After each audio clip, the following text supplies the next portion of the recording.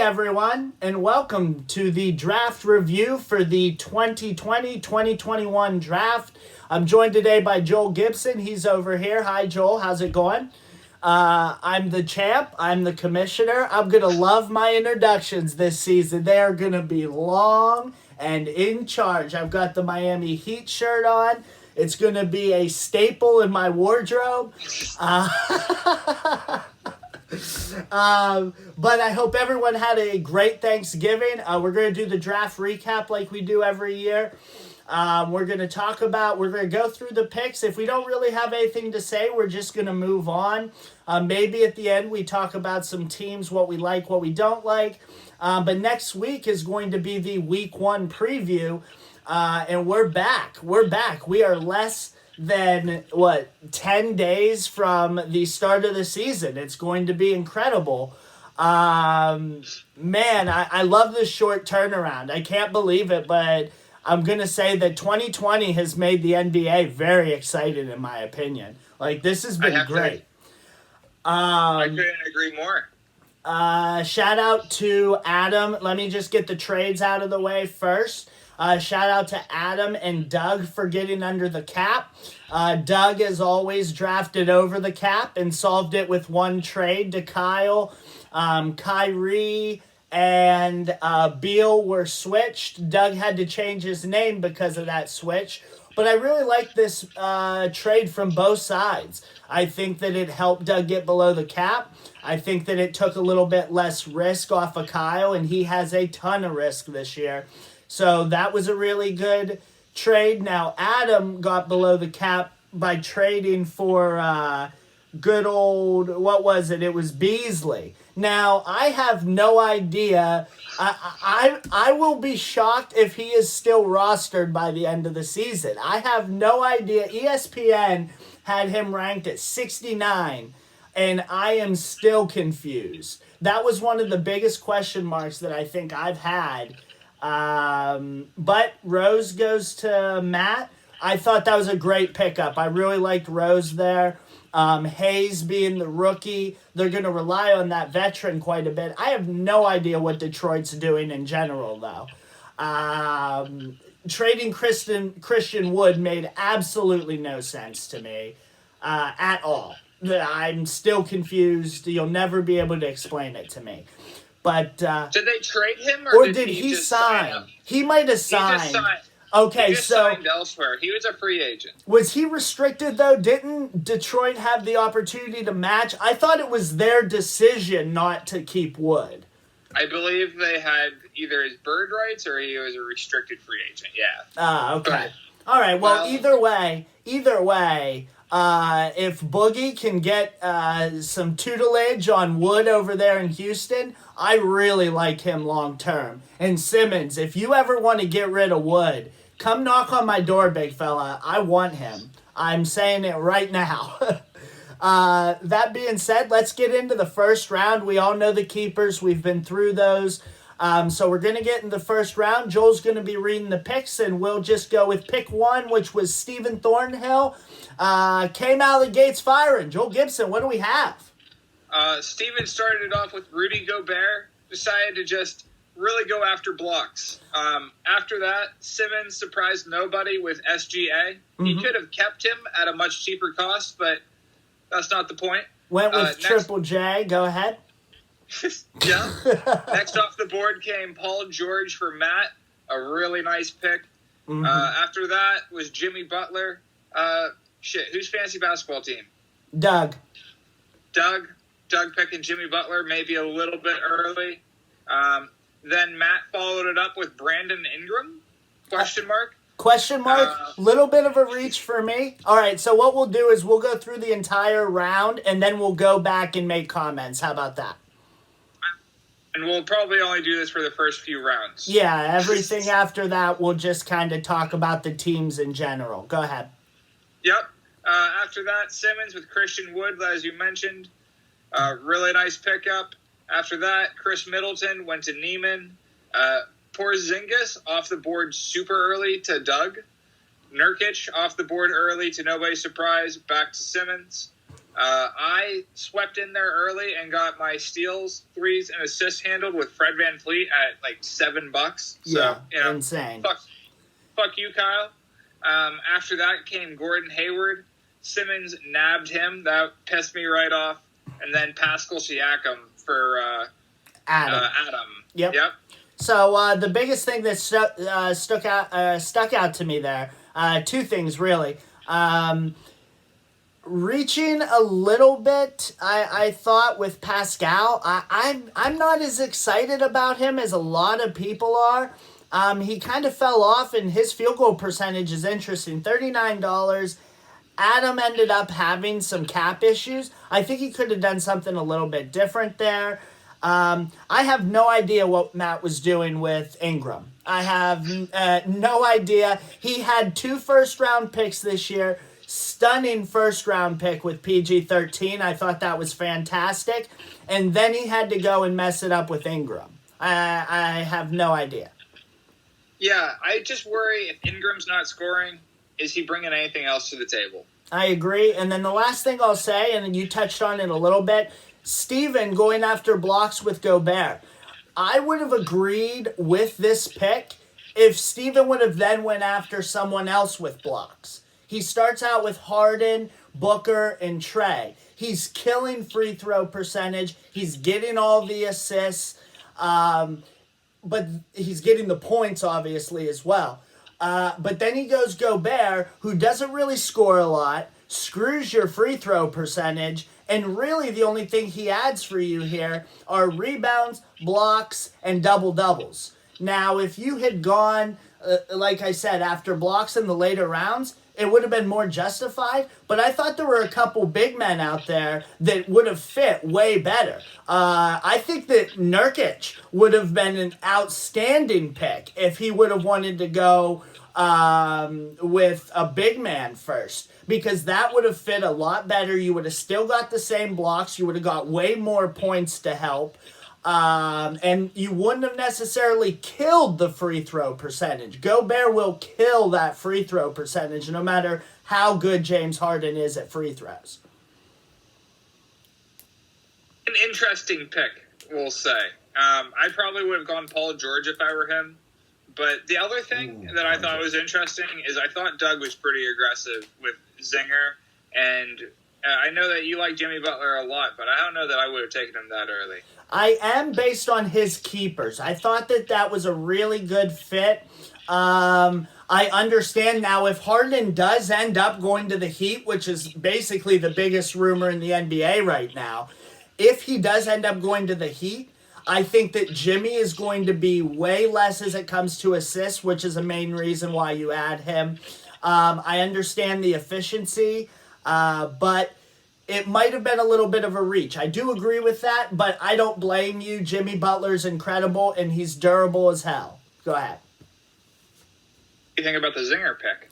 Zinger was way too early. I think that goes without saying. I have no idea why he did that, especially if he's trying to compete this year. Like, this was definitely a feel-out year for Zinger for me, and it's just interesting that he was $27 and Doug was $27 over the cap. So I don't know, like, if he knows something we don't know. Even if he comes back, they're going to limit the hell out of him to get him back to full health before they give him anywhere close to 28 to 30 minutes. You're probably looking at closer to 25 minutes. And in 25 minutes, while Zinger is good, if he's just a spot-up shooter for Luka as an outlet, he's not going to get you even those rebounds that you want from Zinger. So I think it was definitely a little early, but I've been wrong before. I've never been a big Zinger fan, so I just don't want to, like, harp on that point because I've been so negative on Zinger in the past.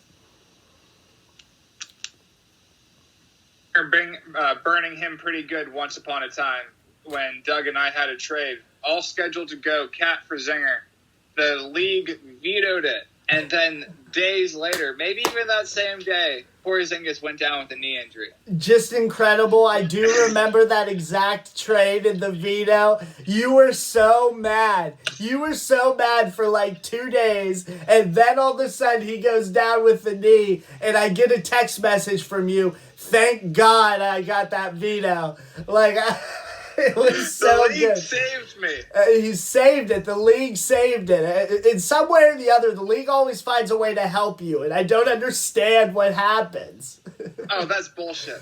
All right, last thing about round one is Simmons probably, I mean, he owned it. He had 4 picks, and his picks were outstanding. Hayward, Nurkic, Wood, and SGA. It's about what I expected, unfortunately. Yep, and I was texting with Simmons a little bit beforehand, and I knew exactly where he was going. I love Christian Wood and SGA. He did make that little mistake that probably cost him about $14 in cap space. JJJ probably wouldn't have been valued as high getting redrafted because of that knee injury. Hindsight's 2020. But SGA seemed to be the better keeper for me in that position. Yeah, I agree. All right. So next round, Yep. Doug started off with Miles Turner. Chris Paul then went to Simmons. I went in there and I took Thomas Bryant. Loved this pick. DeMar DeRozan then came in for CJ.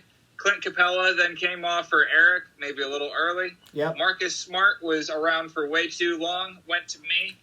Derek White went to Simmons, very similar pick. Jonas Valanciunas then went to Matt, no surprises there. Robert Covington went to Doug. Kyle Lowry to Adam. Jaylen Brown to Eric. Tobias Harris to Steven. Nice little round. I don't think there was anyone who really fucked themselves too bad. I thought Miles Turner was probably the biggest reach. Yeah, at the end of the second round, so you're talking 4th round, top of the 4th round. I would not have drafted Turner there. You got to be hoping that they're going to move on from Sabonis in that situation. If that trade does happen, or maybe even if Turner gets moved. That's interesting. I love Miles Turner. You and I have always been big Miles Turner fans, but I think it's starting to become a little sour for the both of us. Sure. I took him, if you recall, with my first pick overall last year, and I was disappointed with that. I ended up trading him for Kevin Love. But Kevin Love. That's neither here nor there. The best player in that round was Chris Paul, and again, it went to Simmons. That seems to be a trend going on here. Absolutely. I love CP3. If I were Steven going back, and if he would have drafted CP3 even with that first pick, I would have, there would have been no arguments. It's funny. Simmons and I, just before the draft started, maybe about 15 minutes before the draft started, we were talking, and I said that I think Steven should go with either Nurkic or CP3. I could make a very valid argument for it. And had Steven done that, assists, everything would have fit perfectly. And then he could have got some big men in the later rounds to fill in those steals and not hurt his free throw percentage very much. I think, and I don't mean to keep harping on Steven. It's just I'm calling it as I'm seeing it. That's all. I'll tell you what. He was not making it past the next pick, which was me. I was going to pick Chris Paul. Oh, absolutely. I thought that he hung around. You kind of stole Smart, though. I think that him at $6, you got him and Freddie, both for $13 total. 2 arguably steals of the draft, and I hate giving you accolades. But as far as that first round goes, I think DeRozan, while I'm on it, was a little bit of a reach by CJ. I consider myself a Spurs expert this year. I have Aldridge, Poeltl, and Murray. And I can assure you that DeRozan doesn't give you threes. He's efficient, sure. Are the assists going to be there with Murray, White? There's a lot of guards there. And the Spurs are going to be looking to preserve DeRozan as much as possible this season, especially if they're going to have a playoff run. So I think that maybe even a full round too early on DeRozan there. Probably. If you wanted a late scoring punch, though, I could see it. I didn't love the pick, though. Yes. All right. And the last thing I'll just say on that is the John Wall problem that CJ is facing. The Wizards said that John Wall wasn't going to play in back-to-backs. I haven't seen anything from Houston that's confirmed that. I don't know if that's out of his camp so I don't know. Like, that is a question mark. Wall might have a little bit more upside than we thought if he's going to play in back-to-backs in Houston. But if they trade James Harden, you can bet that Wall's probably not going to play in those back-to-backs. This year will be more of a reset in Houston than anything else. I agree. It's really hard to say. CJ's put himself in a little bit of a precarious position. Just a little bit. All right, on to the next round. Steven started off with Michael Porter Jr. I didn't hate this pick. I'm higher on MPJ than you are. Yep. Colin Sexton then went to Neiman. I also am probably a little bit higher on Colin Sexton than you are. Mikal Bridges. I think the reason that Simmons went with him is because he was affordable. Mm-hmm. Malcolm Brogdon came off next to, what's his name? Cody. There we go. That was Cody's first pick, was Brogdon. There you go. Bogdanovich to Neiman. Mitchell Robinson to Simmons. Victor Oladipo to Kyle. Steven Adams to Eric. Kelly Oubre to CJ. Okay. Zach LaVine. To yours truly. Unbelievable this guy was around. He should have gone like the second round. He's a top 40 player this year, hands down 100%. As long as he's healthy, he is a top 40 player. I might even make an argument for top 30 if you're real lucky with him. I know, and I might just get lucky. An unbelievable fucking pick by this guy. After that came Drew Holiday. Nice pick. Mm-hmm. Available point guard late who gets defensive stats. That went to Adam, and then TJ Warren rounded it out for Kyle, who is dealing with plantar fasciitis. Yeah, that could be an issue. I loved Warren in the bubble. I think that he kind of thrived in that environment.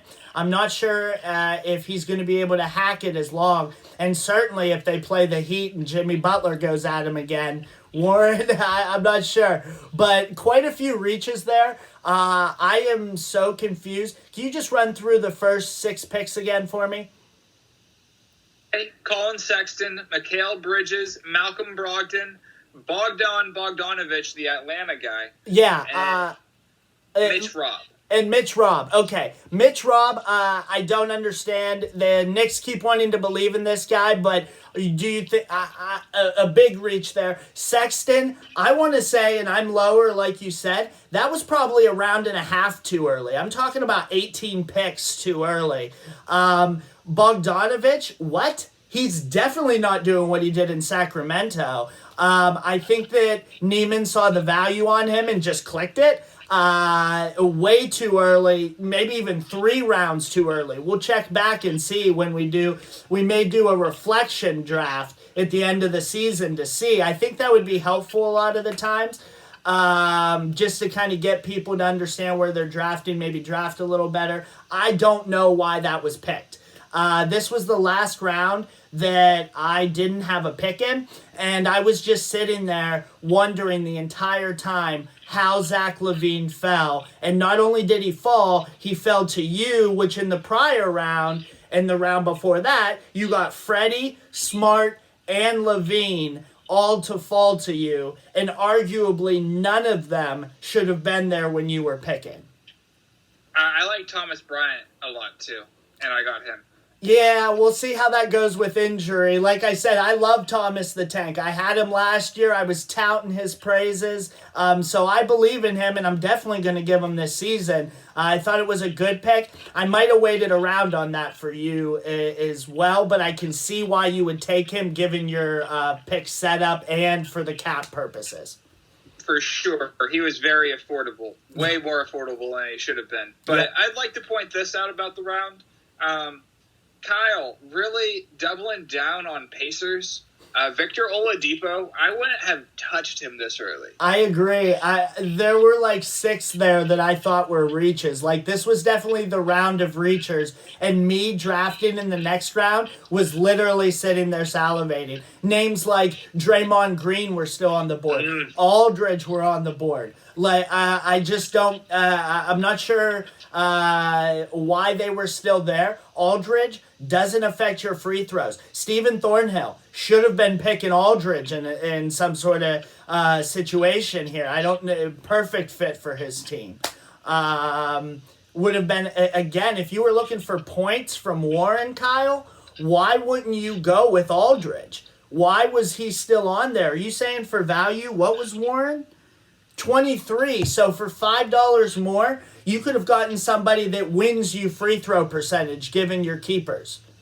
Easily. And you went with Warren, who is going to have a little bit of question marks, and Oladipo, who's not getting to the line anymore. He's essentially a shell of himself for $24. I would not have drafted either of those guys for Kyle's team. 100%. Aggressive non-shooters that loves to shoot types, you know? All right, next round. I finally joined the party here. Next round, it gets pretty interesting here. Buddy Hield goes off early to Kyle. Another early reach. Kyle, you were set up for so much more. What is going on? He's tripling down on three-pointers here. So I guess there's that. DeJounte Murray, first pick of Mr. Modest. Lots of defensive stats, riddled injury history. I was salivating at this point. I basically was rock hard, guys. Draymond Green and Eric Bledsoe, back-to-back picks for me. I shore up assists, and I shore up my blocks and my steals. These guys, if all goes well, these guys should be top 50 players. And I'm getting them fucking this late. Oh, man. It's so interesting. It's so interesting. Let me stop you right here to make this point because it involves both of our teams. I picked before you a ton of picks this draft. And it was interesting to me, and I had asked you at the time, if I had taken one of those other 2 players who were on my board to take, you would have taken Murray in combination with whichever one I would have taken. Is that correct? Yeah, so your next pick I would have taken if he was still available. I really wanted to double down on my defensive stats. They get harder and harder to find. Yep. I felt confident in my offense at this point, so I wanted to really shore up those assists, and that was ultimately what the determining factor for me to get Draymond Green. Just getting that extra assist help there with Sabo makes me pretty dynamic. All right, keep going. Second half to the 5th round here. All right, here we go. So then Aaron Gordon goes to Eric. Reach, so hard reach. I made fun of Eric on the message. Eric is just reaching everywhere. Capella with his first pick. Reach here. Kyle and Eric really need to stretch out their arms with how much reaching they did in these early rounds. Go ahead. That Rui Hachimura to Neiman, that's a tough pick. That's a tough look. Hachi. Good old Hachi goes, what are we at now, 75?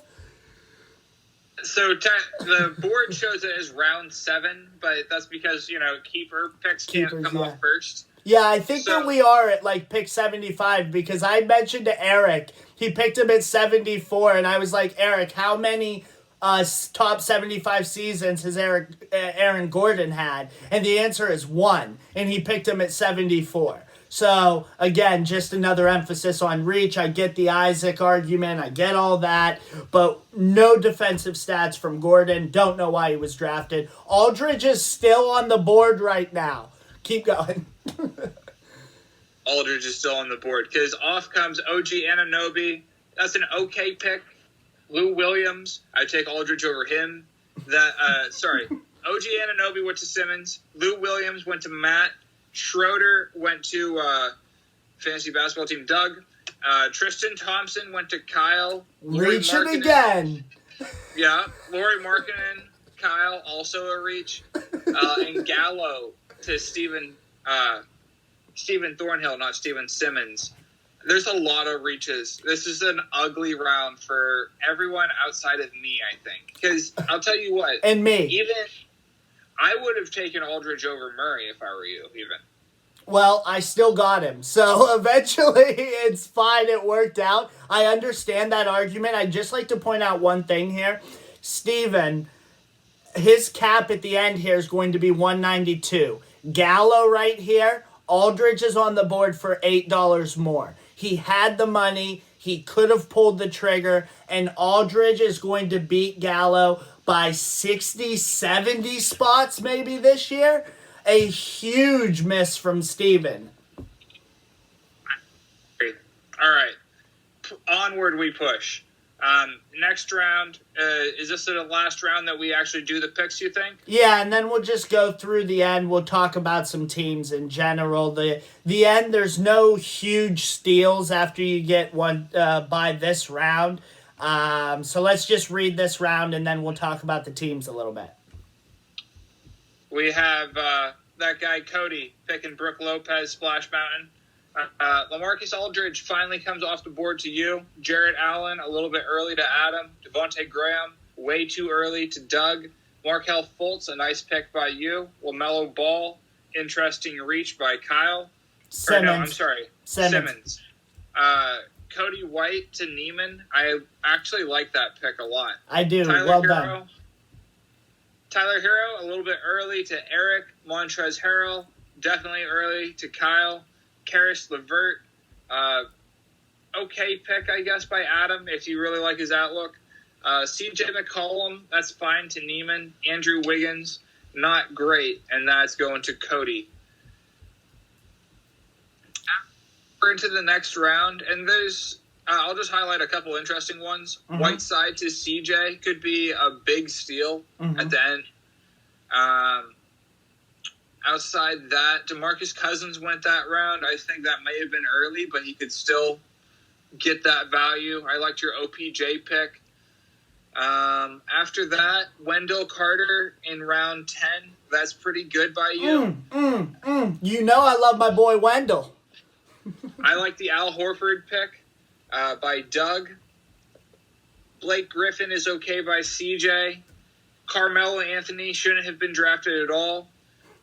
At this point, there are no 20-point-per-game scorers on the board, but your boy found one in Bogdan Bogdanovic. He's not a great fantasy player, but he's getting 20 points per game, folks. That shouldn't have been available. And Kemba Walker finally went off the board to you. It's probably too late. There's a lot of picks that should have, or that went off the board before he should have.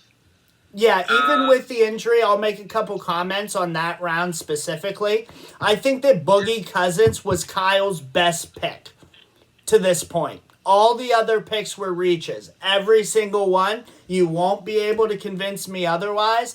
Every single one was a reach. Every single one. I have no idea. What was the one that you said? I'm sorry. Give me 1 second here. I loved Whiteside. Love me some Whiteside. Blake Griffin is interesting if he can stay healthy again. I don't know what Detroit is doing, but Blake is literally the only one that can put the ball in the cup except for their rookie point guard and maybe Rose. I'm not sure. Hold on 1 second here. I had one more that I was like, yikes. Kobe White, I wanted to emphasize, was good for Neiman. I liked White a lot. And let me see. Oh, Cody. Splash Mountain. I love Splash Mountain. I'm just not sure with your team build, adding a blocker. Like if you're saying you were just going for threes, okay, that's a valid argument. You got Bertans as well. So I know you were going for threes, But he really doesn't fit as much as I thought. I thought Cody could have played that a little better. I know Cody doesn't really care about his outlook very much this year, but he could have went for trade value at that point. Where are you going to send Brooke Lopez? Where are you going to get the value, I guess, for those blocks? Maybe Stephen Thornhill is looking for some blocks since he drafted Gobert. But outside of that, I didn't have really any qualms with that. I mean, that's the only note. I'm fine with your Bogdanovich pick. I agree, a 20-point scorer shouldn't have been on the board for that long. I loved my picks, though. Fultz, OPJ, all these people were falling to me. I literally went into the draft and thought I had next to no chance, maybe make the playoffs just because Greek is so good. I think that I am in the middle of the road right now. Like, I think I'm 6-8 because all of these players fell to me. So, that's about it. I liked all my picks. Anything else that stuck out to you? Anything else? I'm trying to buy time for you to look over the list and see if there were any more deep reaches. No, that's about it. The next 3 rounds, I feel like, are all guys that will likely be in and out of lineups. It's already gotten fairly ugly towards these last couple rounds. Mm-hmm. I really liked my pick of Chris Boucher. You and I argued about that a little bit.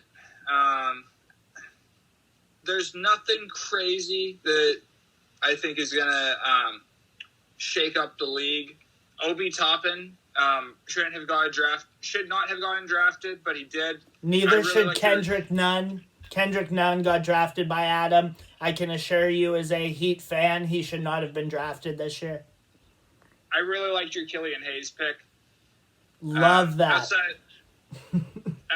Outside that, I don't think there's anything super game-changing from the draft. You want to look over the teams a little bit?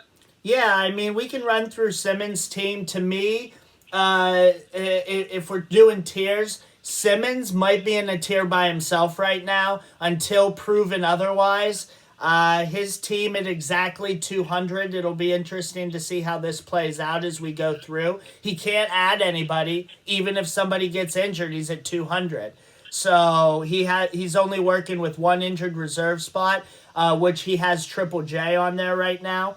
He has Embiid, Kennard, who he picked up in the place of Triple J, Zion, Chris Paul, Shea, Gordon Hayward, Love, Derek White, Nurkic, Bridges, Robinson, OG, and Ball is his team. Easily the favorite. It's his season to lose. I told him that. I told him that the narrative for him this year is going to be always a bridesmaid, never a bride kind of thing. If he does blow this season somehow, I will argue until another one comes along that it'll be the biggest choke job in league history. Bar none, and I said it right to his face, so I feel not 1 ounce of remorse saying it on here right now.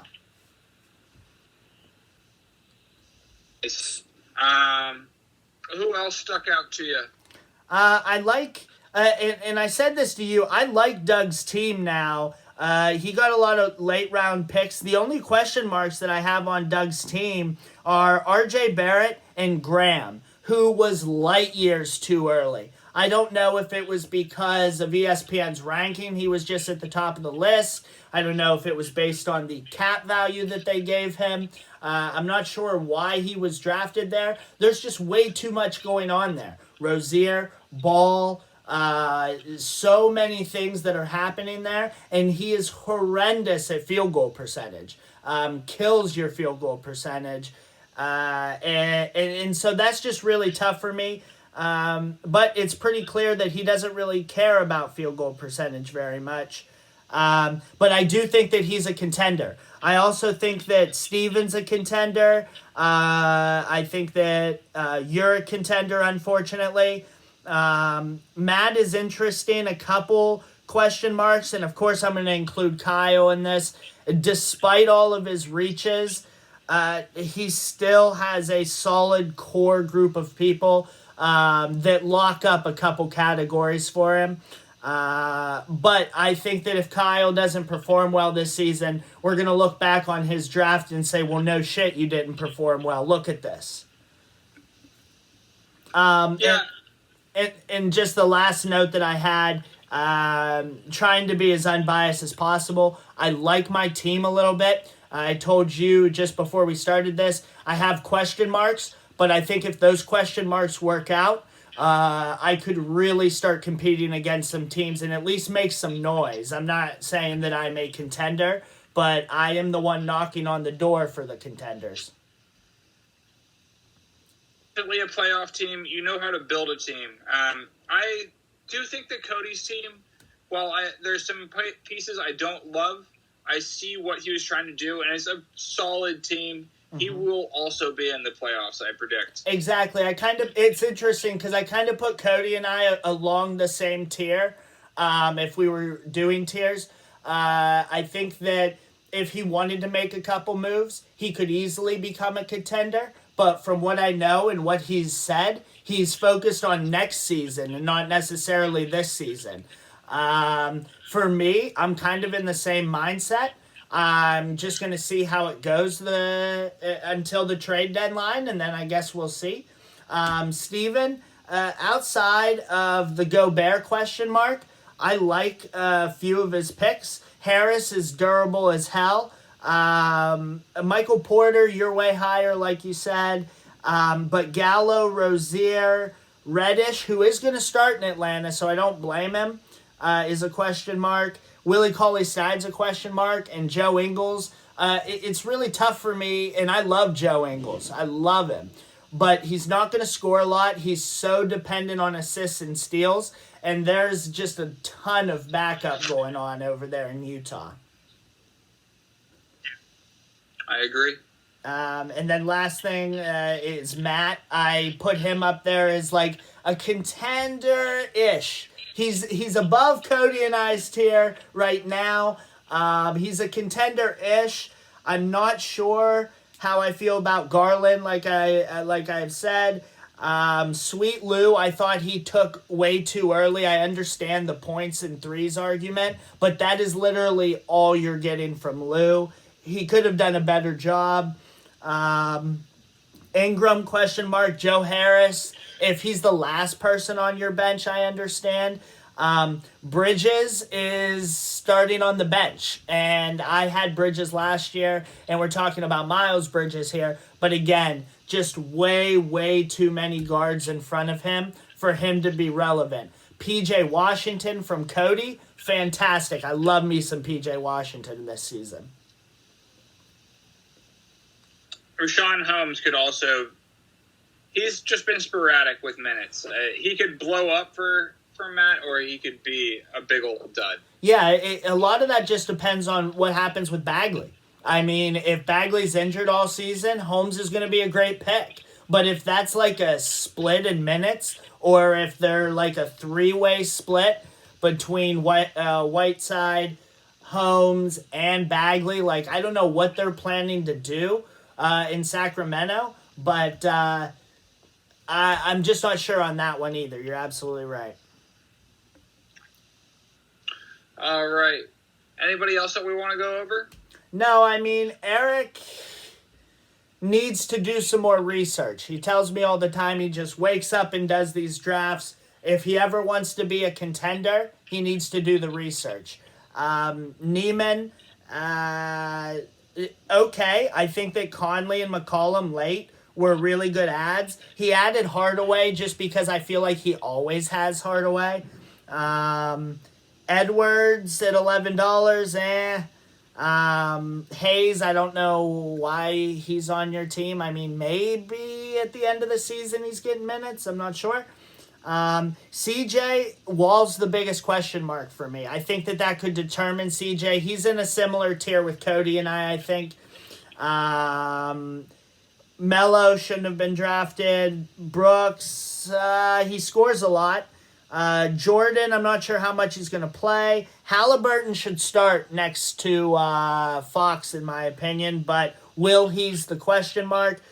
JJ Redick, I'm not sure how much he's going to play. Like, he's in the twilight of his career. Again, points and threes. Okay, but what else is he getting you? I think I've touched on every team, at least from my end. Your team's great. It has half the picks that I would have picked if I was drafting, so I feel like you're up there, like I said. And Kyle, I'm just disappointed in. If you have to pick one team right now, which draft are you most disappointed in? I'll go first. Kyle. If it's not blatantly obvious, I feel like Kyle had the moon. He got screwed with Clay, so he needed to have a solid draft. And I count at least 6 picks where he reached not only by like a few picks that you can make an argument, but I'm talking like rounds of reaching. And you can't do that if you want to contend, unfortunately. I'm sorry, Kyle. I'm sorry, but he's my biggest disappointment. Really screw the pooch. If you pick the guys that would have been available if you didn't have those high picks, the same place, like where you have those high picks, you could have just not had those high picks and drafted those guys. Yep, that's the whole point. I mean, that's a big thing about these drafts, you know. You want to be drafting the players late where there's upside to them, not drafting them at their max value. And I think that Eric did that a ton with Aaron Gordon being specific. It's just we could really tighten up these drafts if we wanted to. If teams wanted to get serious, I think there are a couple holes. That's all I'm saying. Far be it from me, the reigning champ, and the commissioner to give anybody advice on how to win championships. But look out for Doug. I feel like we always say this about Doug. Is this the year that he puts himself in contention and we might see him in a championship this year? I like his team a little bit. He's solid. So just watch out for Doug. I feel like I said that last year, but I think he keeps getting better. It's clear that he knows enough about basketball that he's able to build teams. So I have noticed that over the last few seasons. He's actually progressing in his drafts, in my opinion. All right, man. You have anything else? Nope, we went 42 minutes. A little hoarse after all of that. I'm just excited to be back. I'm excited for another season. I'm just glad to have basketball back. That's it. Man, it's going to be a good year. Up yours, Kyle. We're going to get it done. All right. Well, with that being said, we'll come back to you guys next Sunday. Week 1 preview time. I've already been talking with Steven. He's going to be on one of these notes with us this season. I'm hoping to get other people involved. Maybe we can get some additional screens in here and have multiple people on these videos. I'm going to try to work out a way to maybe record the screen and maybe be able to add a few more people in. That's something that I want to be able to do. And now that everybody's remote and everything, I'm hoping there's a lot of technology out there that we can do this with. I just want to be, so if anybody has any suggestions or anything like that, I'd love to have especially contenders on here. People that just have something to say, people that disagree with us on how we're evaluating their teams or draft picks, aka Kyle. If you guys want to be on, feel free to reach out. We'll try to get it done. Outside of that, thanks for joining us. Thank you, Joel Gibson. And we'll see everybody in about a week. Deuces.